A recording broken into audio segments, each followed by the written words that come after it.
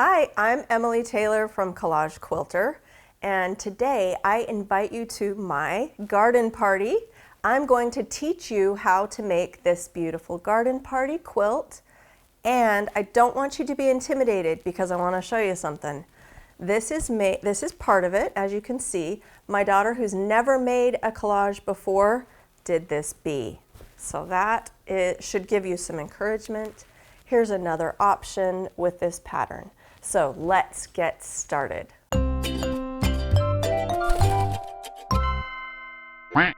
All right, so let's talk about the supplies that you're going to need.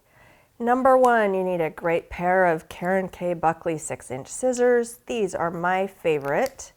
You are going to need this handy dandy mini iron, and I highly recommend a silicone mat to put that on so that you don't burn your house down. And you're going to need parchment paper. This is the same thing as baking paper. It's what we line our cookie sheets with. I like the Reynolds brand. And then you'll need some steam-a-seam. You'll need a pencil. I really like these fine tip tweezers. That's very helpful. And then when it comes to quilting, I recommend these Schmetz super nonstick needles and 40 weight, 100% polyester thread for the quilting. So that's everything you need. Now you'll also need the pattern and the fabric. Let's talk about the fabric. All right, so let me tell you about the fabric for this project. Each of these blocks in the quilt is made with one single panel. You'll see on this, see that block right here? And then all the collage fabric that you need to make that block. So let me show you a few more. This is the queen bee. Get this out of the way. Here's the block for the cherries. Here's the sunflower panel. And finally the strawberries. All right, so the first step in making this pattern is taking the template, and you'll find the template in the pattern book. And we're going to use our parchment paper and a pencil, and I'm just going to trace it onto the parchment paper. Now, I really like using a light box for this step, but you sure don't need to have a light box. You can just hang the template in a window, a light sunny window, so that you can see through it. And I will just get this all traced on. And it doesn't have to be absolutely precise. In fact, I am the queen of imprecision, imperfection.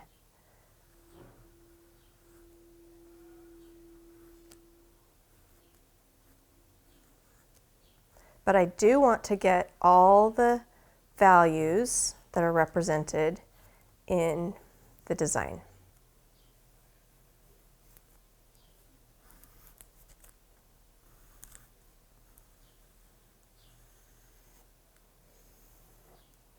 All right, that was easy, an easy first step. Okay, now let's move on to the collage. All right, I'm going to show you how to prep the collage fabric. And I've made this super easy for you because I've designed all the fabric you need on one panel. They are 6-inch squares and there are 20 of them, so that it is more than enough fabric that you are going to need for the collage. Let's just show you how this is done.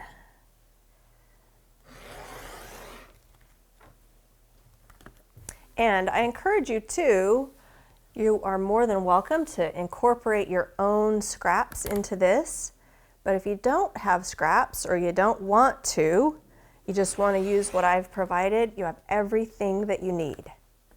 All right, so there's the panel. I'm going to set this aside for a minute. This happens to be for the strawberries. And here's some little tips along the bottom. If you have any questions.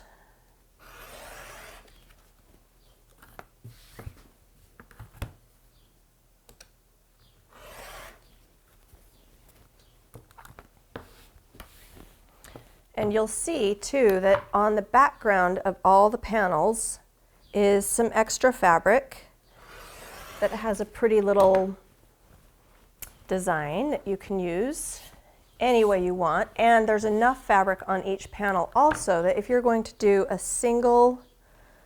just a single project, you have enough fabric for the backing as well. So in 1 yard of fabric, you have the backing fabric, the foundation panel, and the collage fabric. Now what I'm going to do is put the steam-a-seam on the back. So I'll just roll this out.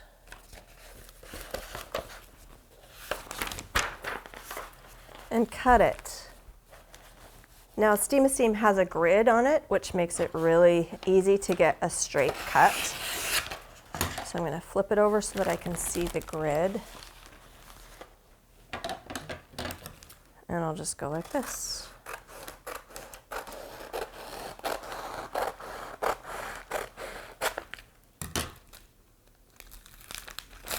Peel off one side of the paper. It doesn't matter which side you peel off, whether it's the blank side or the grid side. It's the same product on both sides.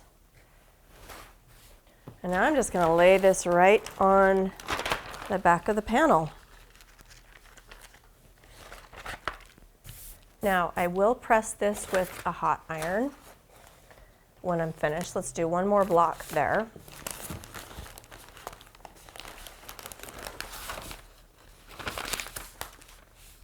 And I can just line it up with the piece that I already have. And I'll know that it's enough. Cut it right there.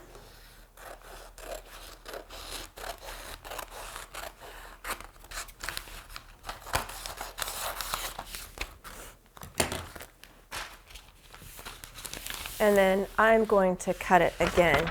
Steam-a-seam is a pretty expensive product, and so this is a great way to maximize the steam-a-seam so that you have absolutely zero waste this way. You're going to use all of it.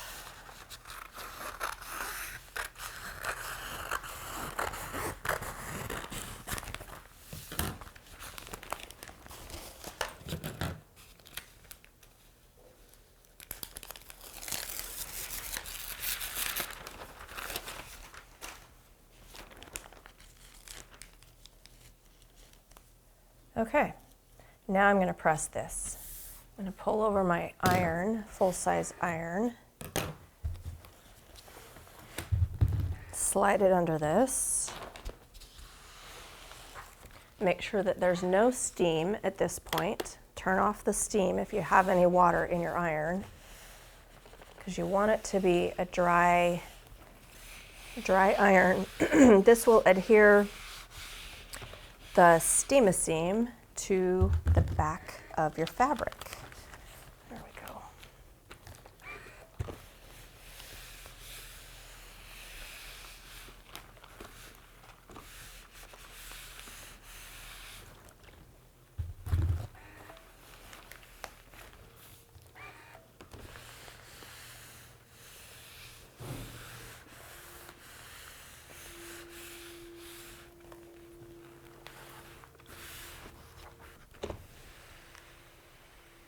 All right, got that all adhered to the back of my fabric. Now I like to cut the pieces apart. So I'm going to take my rotary cutter again, and I don't really even, I mean, I can use my ruler if I want, but I just kind of go straight along here and separate these pieces.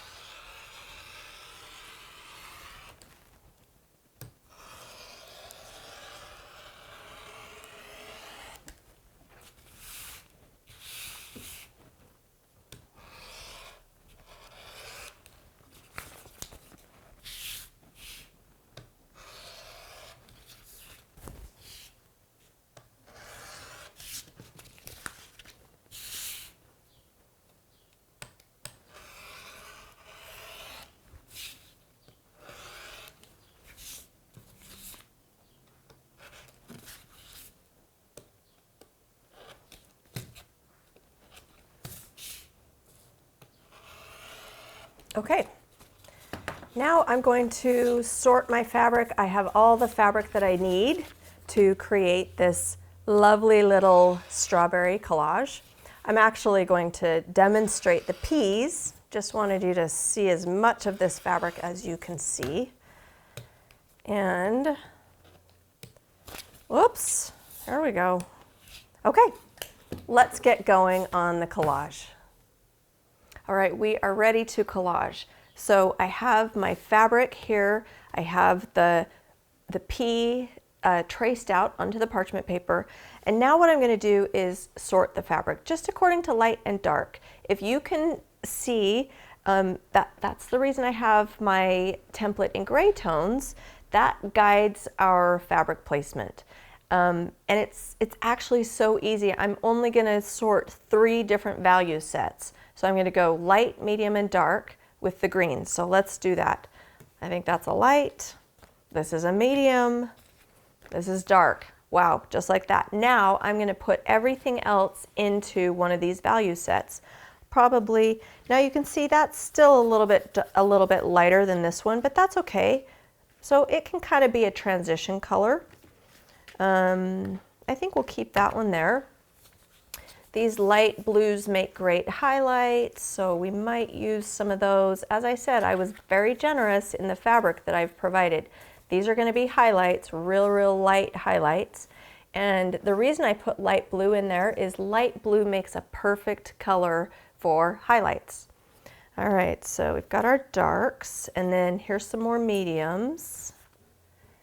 And let's just throw the rest of this, I think, into the mediums. That's a little lighter.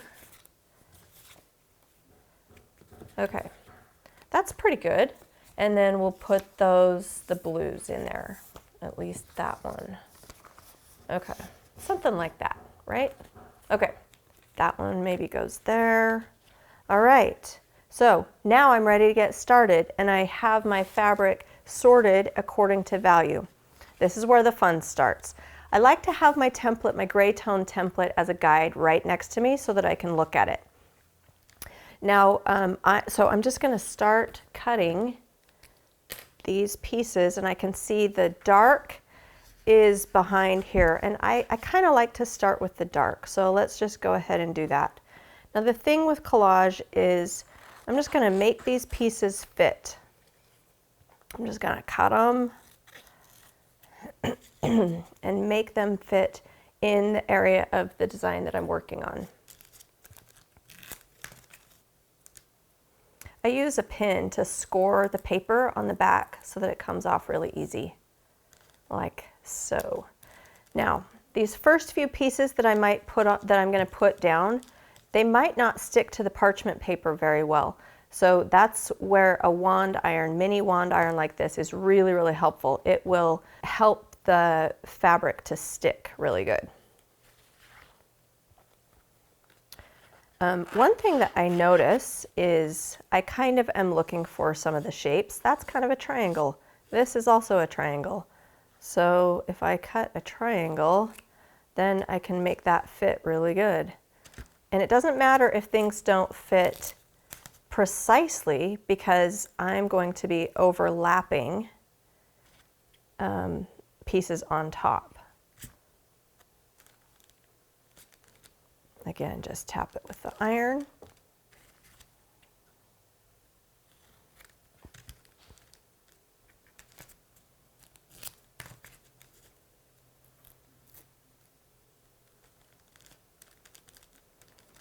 The magic happens with so I'm going to mix up my fabric a little bit just to have some variation, because the variation is what makes collage look really sophisticated and interesting.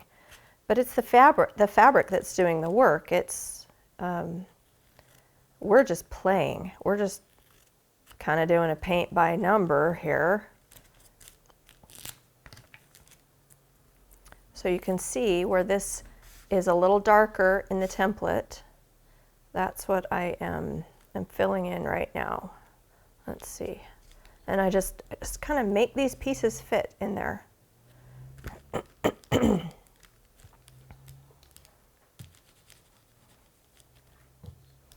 This goes a little bit lighter, so I'm going to take something that's a little lighter, maybe this one.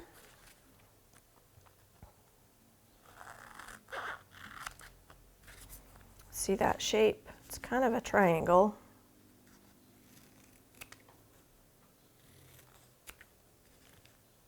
Perfect.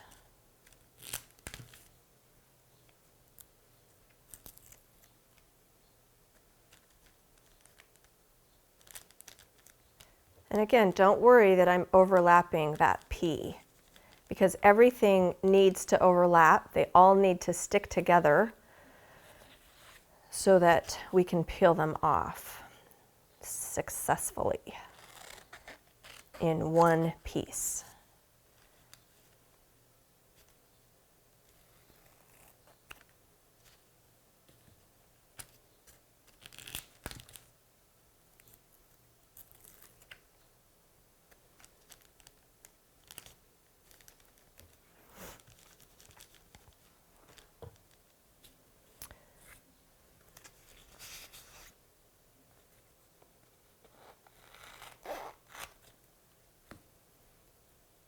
We'll just make that fit there.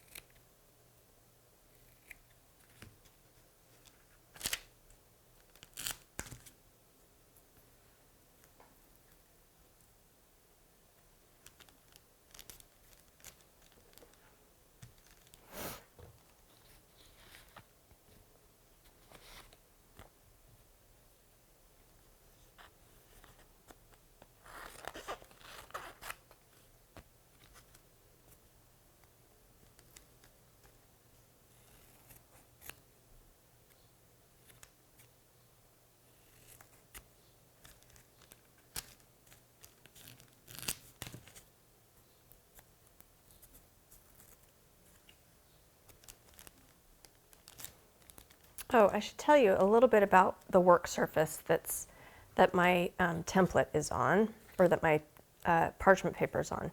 This is just a piece of foam core, and it's been covered in felt. The foam core allows me to stick pins into it, hold it in place, and the felt protects the foam core from the heat of the iron.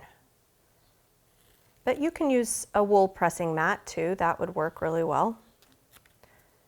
And this is just kind of my homemade work surface.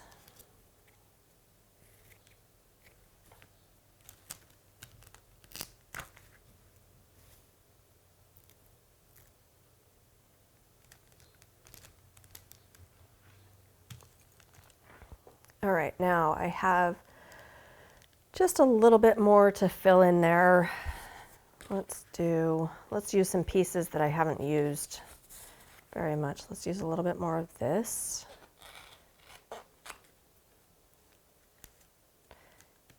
You can see these pieces are kind of random. They don't need to be super precise. And as I begin to overlap pieces, the steam machine will stick to the pieces below it. So I don't need to press them. And I don't like to press anything to the other pieces of fabric until I am really happy with the finished collage. Okay, so now let's start on the peas.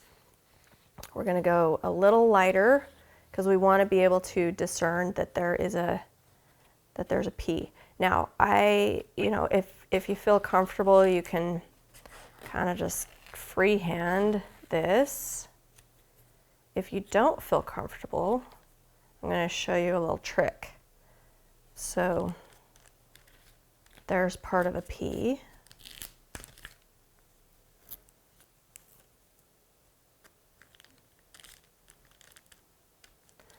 Let's do a little shadow on that pea with a piece that's a little darker than, so it'll look a little bit more like that.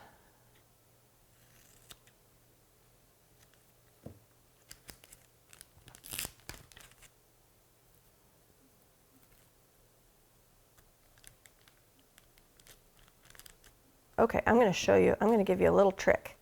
If you feel like you want some help, here's how to do a sass tracing, what I call a sass tracing. This makes it super, super simple. I'm going to pull this back from the paper. So the seam is stuck to my fabric, but I can see so I've got the paper here, and now I can just lay that down and I can kind of see it. Actually, I'll probably be able to see this one better, and that's about the same. We'll just trace this one. So to make it really easy, I can just go like this.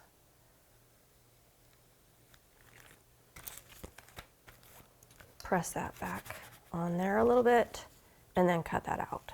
So if you don't feel like you can freehand a round enough section, and it doesn't have to be the same piece of fabric. Okay, let's see.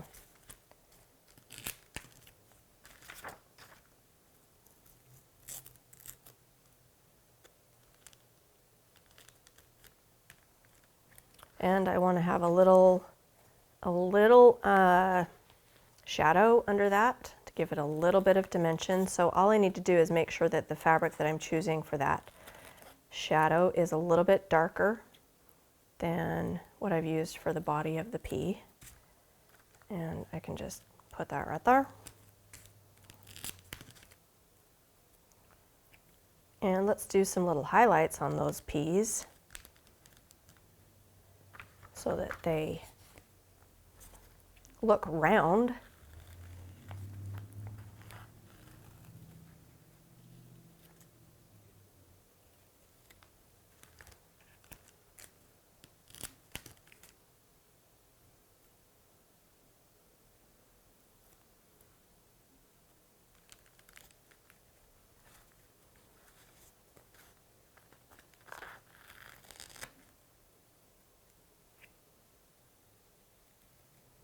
So just so you know, this is the third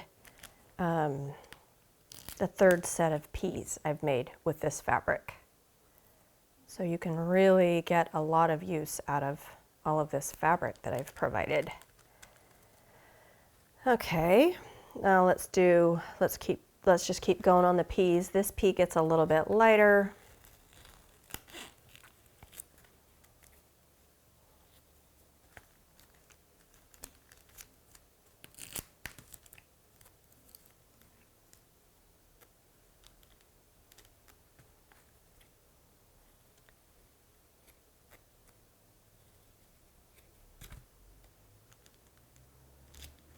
And then let's do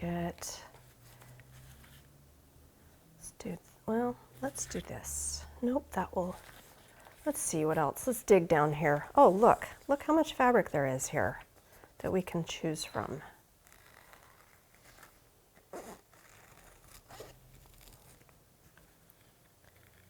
Now I've designed this fabric to provide little beautiful pops of color. And they have tight motifs, but they give us a little bit of dimension. Now I'm going to let's do a lighter highlight on that pea. Let's go like this.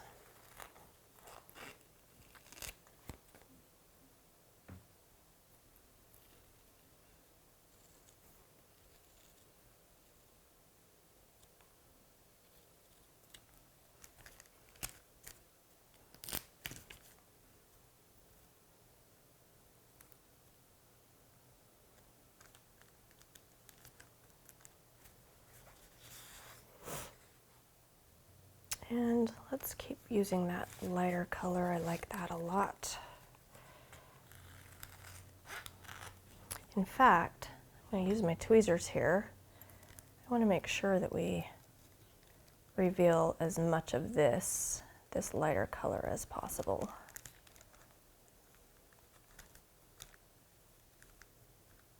There we go.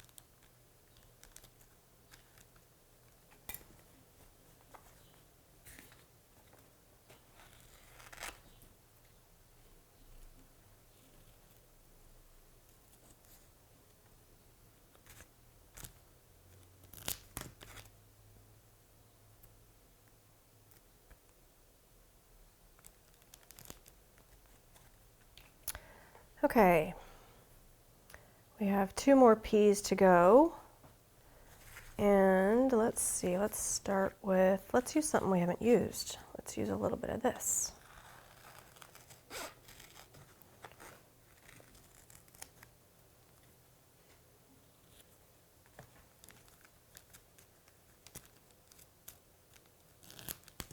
And you can see I need to fill that in just a little bit with some fabric. There are a few little spots here, and I'll show you how I will do that in a minute.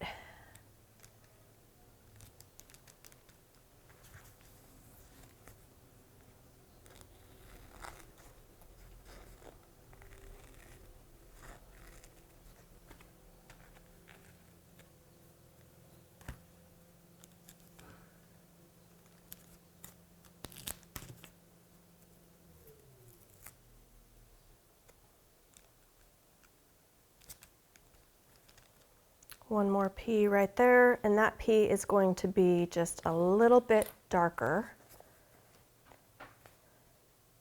Let's see if I can just freehand this baby.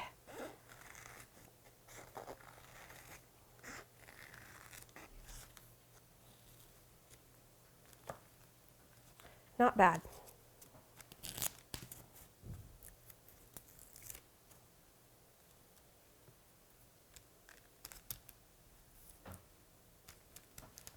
Okay, let's add a little shadow on that one.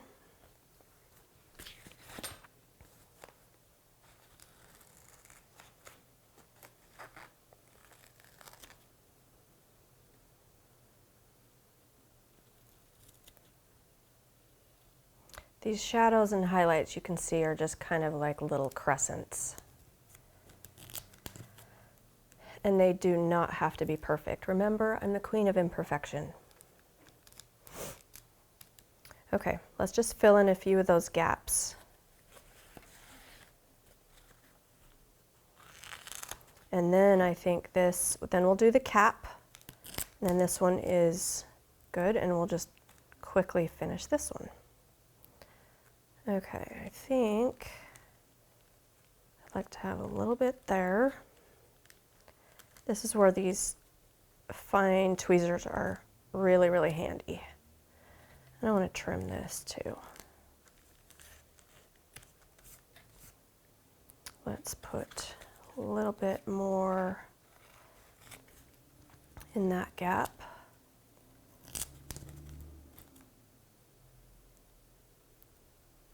Now my rule of thumb for doing collage, you can see these pieces are getting a little bit small. Because this is a small little collage, my rule of thumb is try to keep things no smaller than your thumbnail. That's my rule of thumb.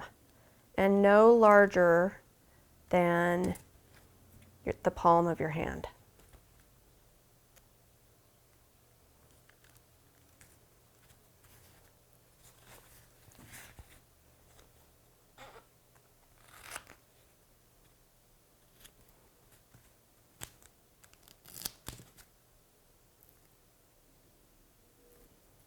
This is a little bit like watching a fire, right? Kind of soothing.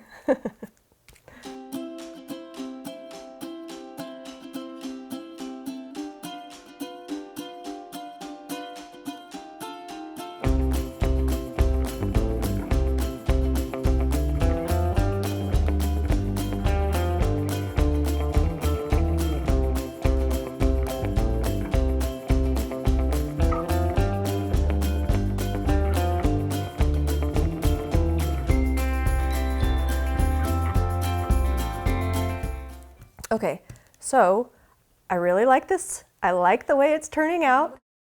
So I think if at this point, before I've pressed everything, if there's anything that kind of bothers me, I can still take it out of the collage. Like that might be a little harsh down there. It might be a little dark, or maybe I just need to turn it.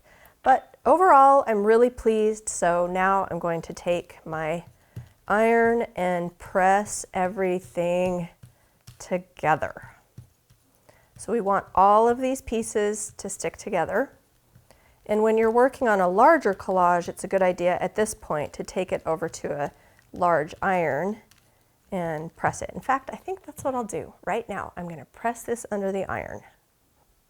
All right, so I'm just going to run this under my iron and make sure everything sticks together. That is the key. At this point, it's a dry iron, no steam, because if I use steam, then it's going to make the paper warp, the parchment paper. Now is the magic time. I love this point. Okay, so everything has been stuck together. I'm going to pull my foundation block over here and watch this. Everything is going to come off in one piece like a sticker. Ta-da! Now I can lay it on my block, and I can take these off and apply the peas anywhere I want. Just kind of create a little composition. And I can do as many peas or leaves as I want, right? Okay, now at this point, now that I have the collage finished, I'm going to turn on the steam and I'm going to press these to the foundation panel, the foundation block. And I'm going to use a lot of steam. Steam is what will help the temporary layers of adhesive to dissipate and activate the final fusible. And I'm going to do it really good on both sides. So steam, steam, steam. Steaming will help make the quilting process easier. So now that's ready. Let's now move into talk about the quilting. All right, so now we're ready to move on to quilting. I've applied my collage to the block. Now I can trim the block to the size that I want for my quilt.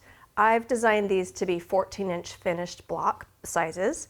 And then, or I can create a wall hanging, an individual wall hanging, or I can throw it into a pillow.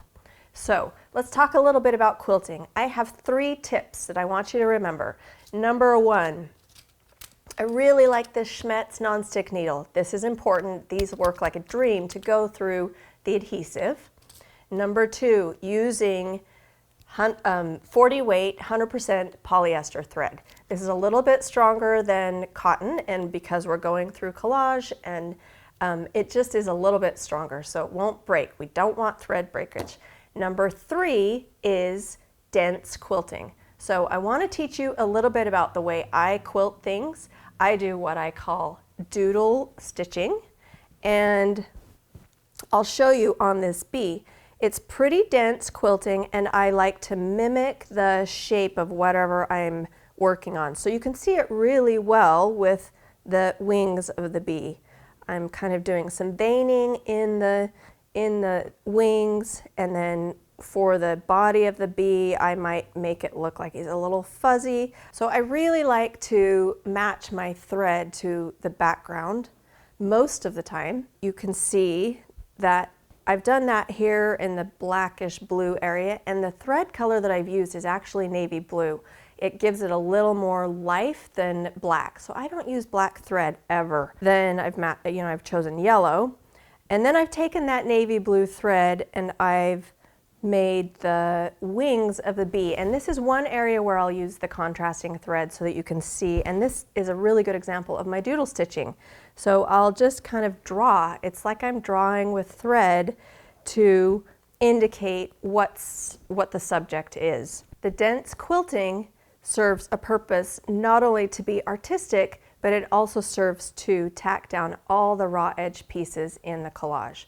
So those are my 3 tips: dense quilting, polyester thread, and those needles. All right, let's take a look at some doodle stitching on this quilt. The peas are a really good example of where I've used contrasting thread to indicate the vines on the pea vine, and then the stitching around each pea just mimics the roundness of the peas. On the bee, you can see how the doodle stitching represents the veins of the wing, and my stitching has indicated a little round bottom on my bee. I've also indicated, the center of a flower and the veining of the leaves. Again, here in the strawberry, the veins of a leaf, and I just follow the outline, just kind of pretending like I'm doodling with my thread. So that's how I like to quilt my quilts. All right, I hope you've enjoyed this tutorial and that you have fun with your project. This is actually playtime with fabric. It's kind of like painting with fabric, and I want you to remember that this is fun. There are no rigid rules, and it's okay to make mistakes. I want you to incorporate as much fabric as possible. So this has been Emily Taylor with Collage Quilter for Missouri Star Quilt Company.